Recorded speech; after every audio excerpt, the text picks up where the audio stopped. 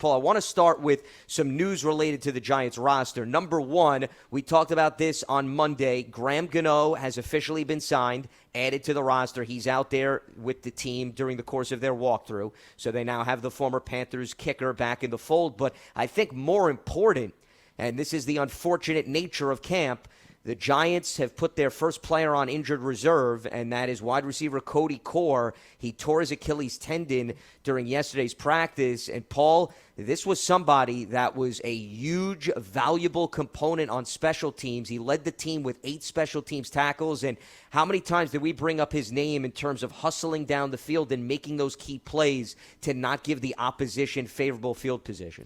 Well, let's just say this. Nate Ebner, who we kind of thought was going to take Michael Thomas's place, now really has to shoulder a major load because the Giants' top 2 special teamers from last season are no longer on the team.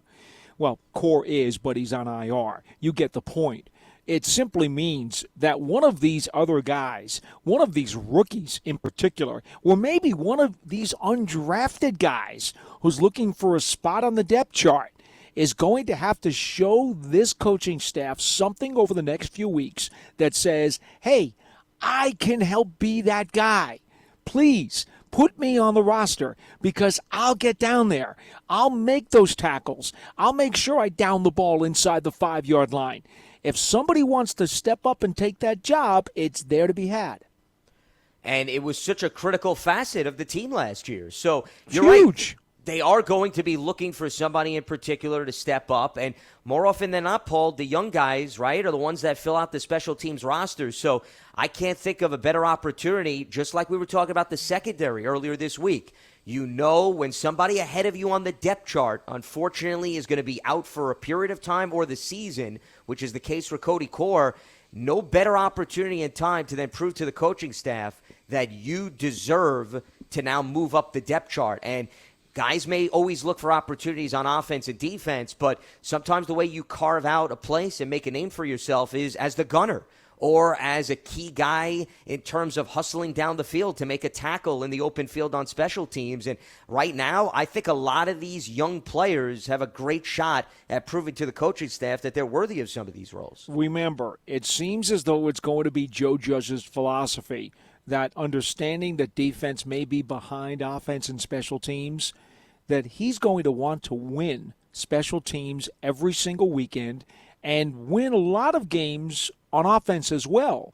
The question's going to be, how does the defense fare? And that may ultimately decide what the Giants' one-loss record is.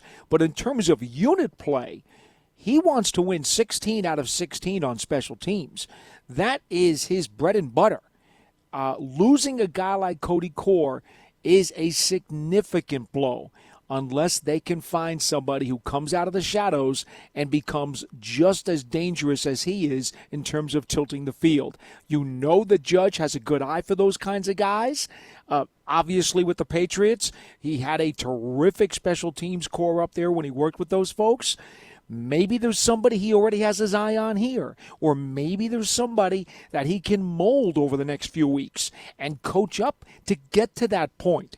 Bottom line is, I've got a lot of confidence that Judge will either ID that guy or grow that guy, because this is what Joe Judge does.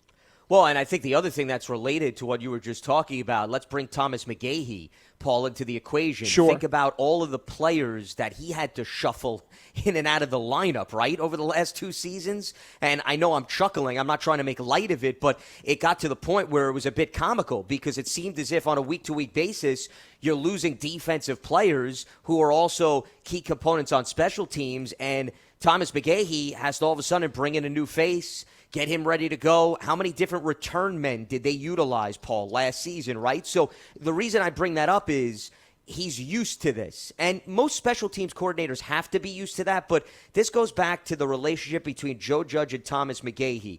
Between the two of them, the experiences that they've had in the NFL, where you know you have to be on top of your game, you have to be used to shuffling personnel, I think that also bodes well that at least they've got 3 weeks now to determine who can fill in for Cody Core here. Well, let's talk about some candidates for just 1 second before we move on. Could Chris Williamson, a 7th-round draft pick, nudge his way onto the roster? by showing he can be that guy. What about a guy like Drayvon Askew Henry, who came over from the XFL's Guardians? Maybe he is going to be that guy. Maybe one of the receivers, much like Cody Core was, steps up. Maybe Derek Dillon. He's small, but he's faster than lightning. Maybe Derek Dillon is the guy who can down the ball inside the 5-yard line because he beats everybody downfield. It remains to be seen. Yeah, I think you bring up a number of intriguing names. There's no doubt about it. Whether or not these guys are ideal depending on the playing time. Austin Mack and Benjamin Victor, two also wide receivers that were undrafted rookies that are trying to solidify roster spots. Those are two guys that come to mind. David Sills is somebody who was briefly on the roster last year. I'm just throwing out guys on the back of the depth chart. Yeah, well, the thing is, those guys don't have the 4.2 speed that Dillon has, and I agree with you. But just overall on special teams, though, just talking about finding a way to prove to the coaching staff that you have value beyond just being a receiver. Remember, as you well know, Paul, if you're the 5th or the 6th wideout, you got to do something on specials, especially if you want to get a jersey. So, all of these guys belong in the conversation to at least maybe move up a little bit in the minds of the coaching staff. And then, of course, the cornerbacks who you threw out, whether it be a Chris Williamson and Corey Valentine is another player. I think a lot depends on what they envision on defense, some of these players doing, Paul. That's the other aspect of this. If you think he's going to be a guy that you're going to utilize on defense with a bulk of the reps, you're probably not going to want to expose him maybe to more injury and hits on special teams. There's probably two other names as long as we're throwing a bunch of guys up there against the wall. Alex Bachman and C.J. Board. Now Bachman is a slot receiver by trade who has really done a good job of running routes and showing some quickness and good hands so far during training camp. And Board, who came in only a couple of days ago, remember he had a cup of coffee with Jacksonville, he has caught everything thrown at him. You talk about sticky hands. I don't think I've seen him drop anything that's come his way, and he's even made some pretty nice one-handed catches as well. So those guys, look as though they'll be very intriguing, and I easily see them, at the very least, being strong practice squad candidates for their receiving skills. But now if they can prove they can be valuable on special teams, all of a sudden they're on the 53. Lance Medow, Paul Dottino with you here on Giants.com. Big Blue Kickoff Live, Wednesday's edition. So that's the latest in terms of transactions of note. Now let's shift gears to Tuesday's practice. And Paul, by far, the biggest storyline was the physical component of Tuesday's practice. And one of the things that I think is important to note, before we talk about specifically the one drill that stole all the headlines where you had a number of offensive and defensive players going mano-a-mano, one-on-one right near the goal line, 5 yards apart, it goes back to the conversation, Paul, that I believe you and I had on Monday, so this ties in very nicely, where we were talking about if you have 14 padded practices and you don't have any preseason games, the importance of the coaching staff maximizing practice opportunities to simulate game-style action as much as possible is critical, okay? And it may be stating the obvious, but we've got to repeat it over and over again because the luxuries that coaches and players normally had in a typical offseason, you got to throw that out the window. So the reason I'm bringing that up is I think a little was made out of practice yesterday where it stole the headlines, which I don't think necessarily tells the whole story, which is let's not overlook the fact that it's a necessity to ramp up to physicality as quickly as possible given the clock is ticking and there's no preseason games. You know what, Lance? I guess everybody's entitled to have an opinion on this, and there's going to be 50% of the people who are for it and 50% of the people probably who are against it, right? It all depends on what angle of the prism are you looking through. Now, look, it's no secret. I'm an old school guy. And, look, I covered Parcells, all right? And I watched what he did on a daily basis. So when I see physicality of the nature that I saw yesterday, that didn't faze me in the least. It was different because I hadn't seen anything quite like that in a number of years. Most of the writers who are on the beat probably only know Parcells by his name. They were not around during those practices. And I think that's one of the reasons why it was like, oh, wow, oh, really? I can't believe he did that. These guys, you had sworn that they just saw Ghidra, the three-headed monster, land onto the middle of the practice field. They were just so shocked and in awe by what they had seen. And I'm like, well, we're just turning back the clock, fellas. I mean, that's all we're doing here. So I get their reactions because they're going to be flabbergasted by stuff that they have no frame of reference for. Now, Joe Judge was specifically asked, of course, about that drill. So let's hear what Joe Judge had to say, because he provided some nice perspective and tapped into his days in New England. This is Joe Judge on the one-on-one tackling drill that stole the show in Tuesday's practice. Listen, we can't get the guys ready to drive on I-95 by riding back roads. If we think the Pittsburgh Steelers are coming in here to hug us, we're all sadly mistaken. So we have to train these guys in a physical manner to make it safe for them to play the game the way the game's played. And to answer your question, Art, I've been doing that drill personally within programs I've been in for the better part of a decade. Okay? It's a safe drill. It's a controlled space. All right, it's how we can teach guys to, safely have collisions, because that's what the game's going to be, is a collision game. It reinforces technique. We can teach off it on the tape. We do that in training camp. We've also done that throughout the season at different programs I've been a part of. So, as Joe Judge just mentioned, he's bringing over something from his New England days, which I don't think should surprise anyone else. And one of the interesting things that he talked about before we get to the beginning of his quote, which I loved about the I-95 and the Steelers, Paul, is the technique aspect. Because once again, if you're not having the preseason games and there's only so many padded practices, you want to make sure that you find the safe way for players to practice technique. And that's what he was emphasizing, that this drill combines both. It kills two birds with one stone, for the lack of a better phrase, where you're practicing the technique, but you're also doing it in a safe manner so that you're not exposing your own guys to injury. I had not had a name for that drill. I just called it an isolated tackle drill, and because it's one-on-one, one offensive guy against one defensive guy. Ball is right in front of the two fellas, in between them.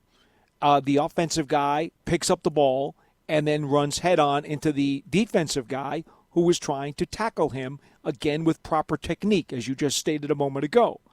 That's the whole point of the drill. The offensive guy has to hold on to the ball, and he has to try to break the tackle. The defensive guy has to try to either strip him or stone him right in his tracks. Now, I've heard some people say that's called the nutcracker drill.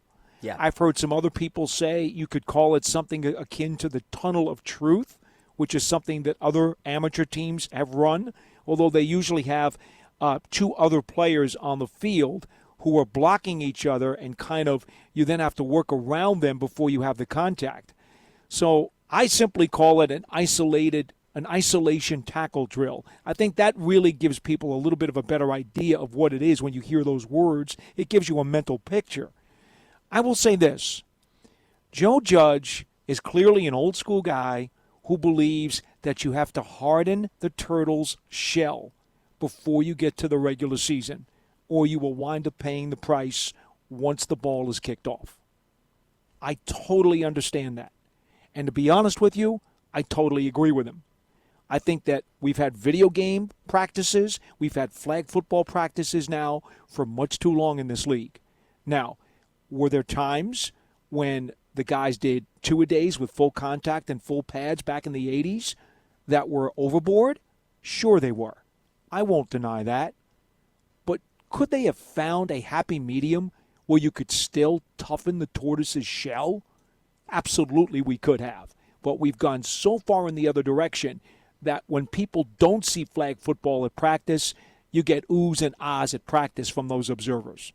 Because they're so rare, and it's almost as if it's seeing something that you haven't seen in decades. But also keep in mind, remember, during the course of the regular season, the media is not allowed at practice other than just to see who's working at the early stages of practice. So that's another reason why it's so rare that certain individuals are seeing these drills, because you're only exposed to it during a very small sample size over the summer, and also the sample size is even smaller this year, given the fact that the offseason was interrupted. But I also liked how Joe Judge started off his last comment that we just played, where he said, and this goes into your point about the lack of toughness being promoted and preached across the NFL, the Steelers are coming in week 1 to MetLife Stadium, and that's also known as an extremely physical-minded team.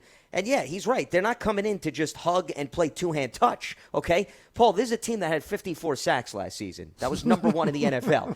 I was doing more number crunching. They're bringing back 46 and a half of those sacks from last season, okay? Do the math. 46 and a half of the 54 sacks are returning. And, oh, by the way, Bud Dupree and T.J. Watt each had double-digit sack seasons and combined for 26 of them. So they understand, Joe Judge understands perfectly, that right out of the gates, there's going to be quite the test for the Giants. And in order to maximize the reps and get this team ready to go, yeah, he's not going to practice hugging and rainbows and lollipops and singing Kumbaya, to take another one of his phrases, in the early stages of training camp. Lance, Joe Judge knows that his offense is not going to just be facing Batman and Robin. They'll be looking at the whole Justice League of a pass rush. I mean, these Steelers can get after you. So there is no question that he is going to go overboard to try to make sure that his guys don't get caught like a deer in headlights on that opening game against Pittsburgh. I just think this, okay? He is a culture shock for those folks who are naive enough not to understand what old school football is all about. But let's face it, he's coming from the Belichick-Saban tree.